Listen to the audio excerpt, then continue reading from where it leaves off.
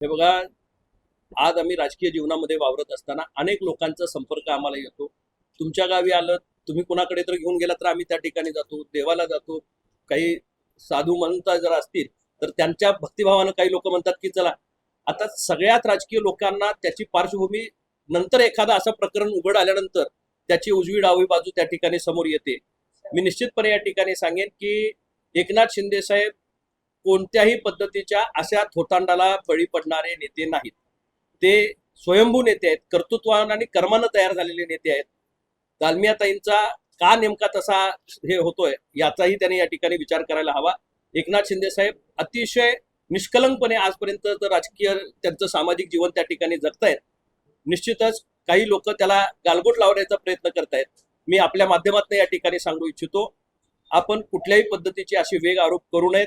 आमच्या नेतृत्वाला बदनाम करण्याचा काही लोक या ठिकाणी कट करत असतील तर शिवसेना ऐकून कुठंपर्यंत घेते हे आपण आतापर्यंत बघितलंय.